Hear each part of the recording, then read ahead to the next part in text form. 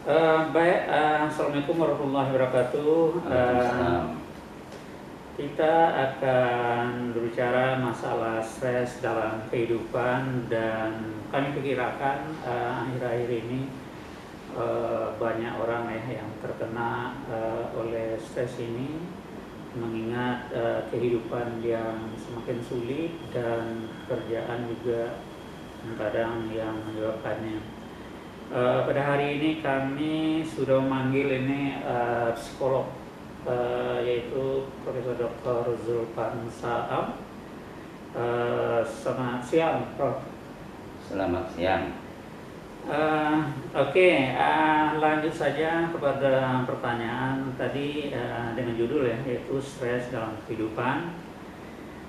Yang pertama kami akan pertanyakan yaitu sebetulnya yang menyebabkan terjadinya stres itu di dalam kehidupan apa saja mungkin, Prof? Ya, baik.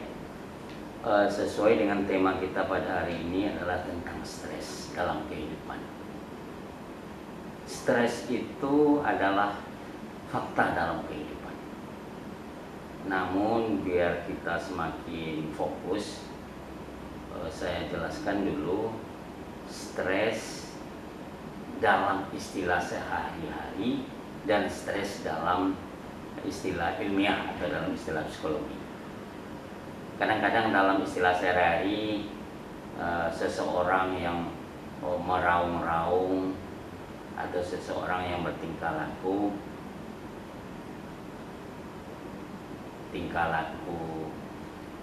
biasa saja sebenarnya, cuma agak linglung disebut stres.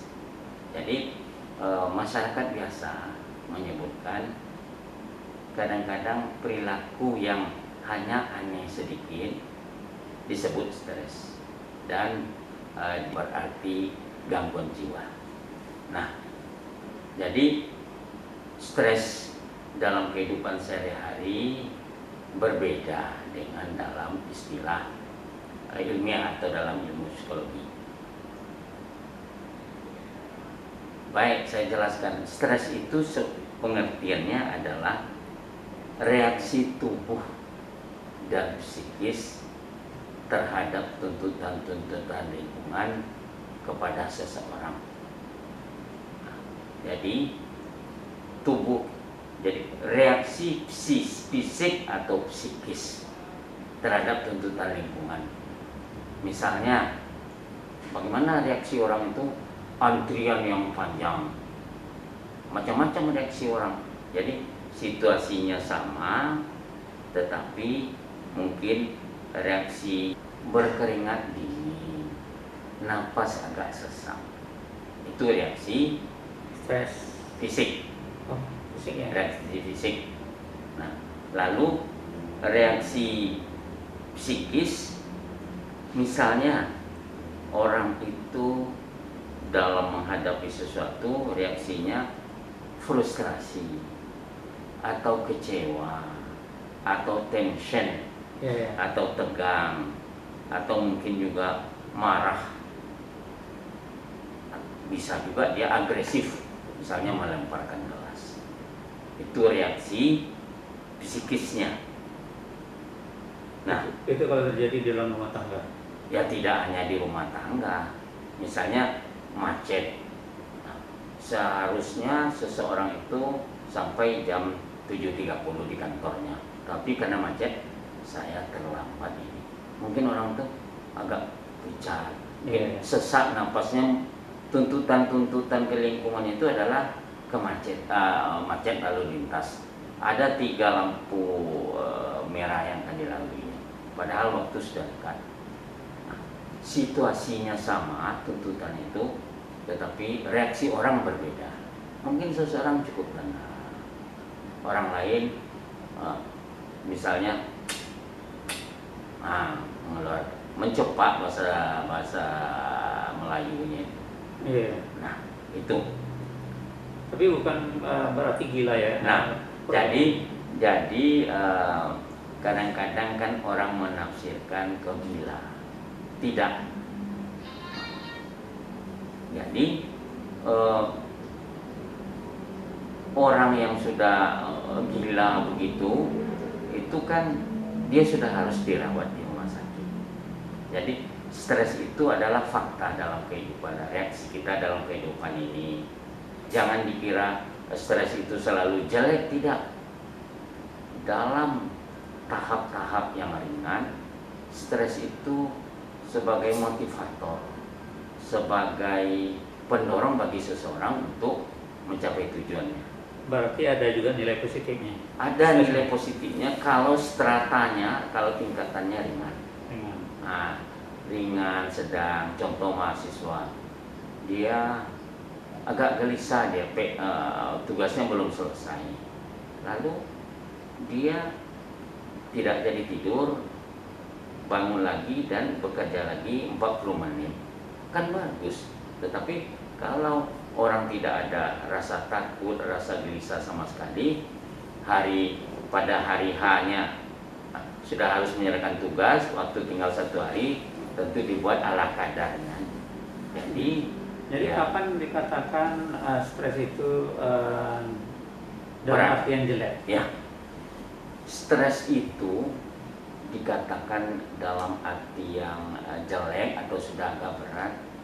Indikatornya adalah apabila seseorang sudah merasa terganggu dengan kegiatan-kegiatan rutinnya. Contoh, tingkat absen di kantor misalnya tinggi, malas dia untuk pergi ke kantor. Kemudian mungkin mengurangi, tak mau lagi kontak sosial. Itu udah darah ini. Udah terganggu kegiatan rutin. Itu berat. Udah dikategorikan berat. Kalau sumber stres ini kira-kira apa saja, Prof? Ya, sumber stres itu bermacam-macam. Para ahli biasanya menyebutkan sumber stres itu dengan istilah stresor. Stresor itu ada beberapa. Pertama, kegagalan mencapai tujuan. Jadi berkali-kali gagal itu juga sumber stres. Kemudian stresor yang lain, konflik tujuan. Konflik tujuan. Jadi misalnya konflik antara di satu pihak dia menyenangi, tetapi di pihak lain ada lagi yang tidak disenangi. Itu konflik tujuan. Contoh, ada peluang untuk menjadi kepala dinas atau kepala sekolah, diinginkan, tetapi ada lagi tujuan tertentu yang berkonflik dengan itu. Nah, kalau ingin kepala dinas atau menjadi kepala sekolah, kata bosnya, Anda tidak boleh S2. Nah, yang satu diinginkan, yang ini juga diinginkan, tetapi ada konflik.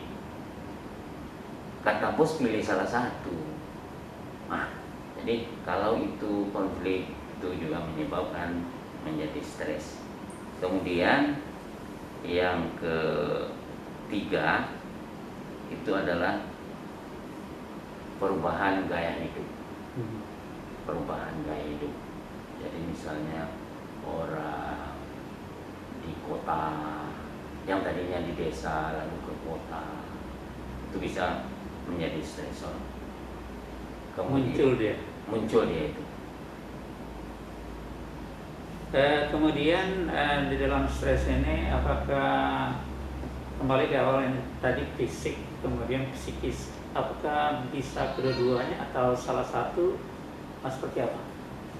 Yang mungkin reaksi itu bisa psikis atau bisa fisik atau kedua-duanya. Reaksi terhadap tuntutan-tuntutan lingkungan itu, ya dia menjadi tegang dan juga napas terengah-engah. Itu bisa aja keduanya.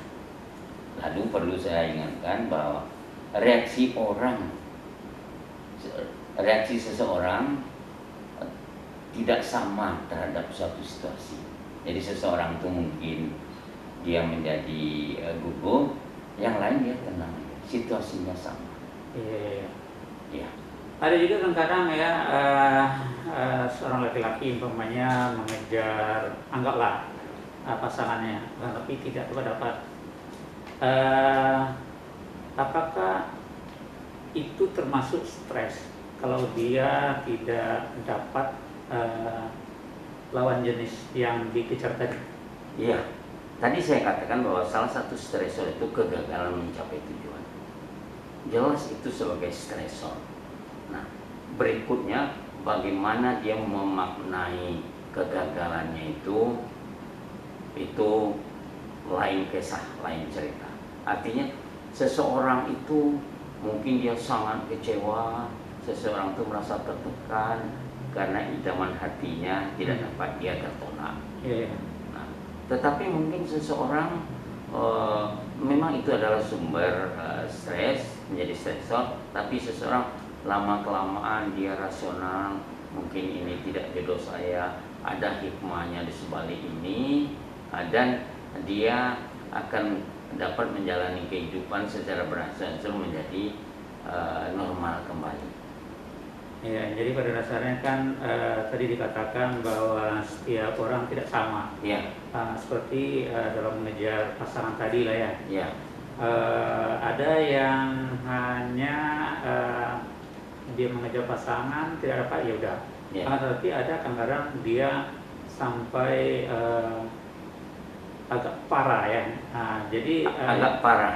Iya ya. Bahkan kadang-kadang ada statement, kalau tidak dapat itu biarlah seumur hidup saya membujang terus. Kan ada kata-kata itu. Itu kan parahnya itu. Padahal kan mungkin bagi seseorang ada gantinya, nampak yang lain oleh dia. Jadi pada dasarnya stres ini kan banyak ya. Ya. Jadi mungkin cabang-cabangnya tadi juga sudah banyak ya, Ya. yang sudah disampaikan. Tapi mungkin ya yang bisa kita lihat ya, ada yang parah, ada yang Sedang, ada yang ada yang ringan. ya. Tapi yang kemungkinan yang parah ini yang harus dicarikan obatnya. Ya, jadi untuk yang akan datang itu kita ada kasus tertentu, lalu bagaimana terapi Ya. atau jalan keluarnya. Namun dapat saya rangkum di sini bahwa stres itu fakta dalam kehidupan. Ya. Dalam tahap ringan menjadi motivasi bagi kita untuk berbuat lebih baik. Ya. Dalam tahap berat dia mengganggu. Ya. Lalu yang kedua bahwasanya stres itu adalah bukan emosi tunggal, tetapi multi emotion. Ya, kecewa, tertekan, tegang, bahkan agresi. Demikian. Iya. Baik, saudara sekalian, hanya itu wawancara kami. Mudah-mudahan nanti di masa yang mendatang kita bisa berjumpa kembali. Saya sudahi dengan Assalamualaikum warahmatullahi wabarakatuh. Waalaikumsalam.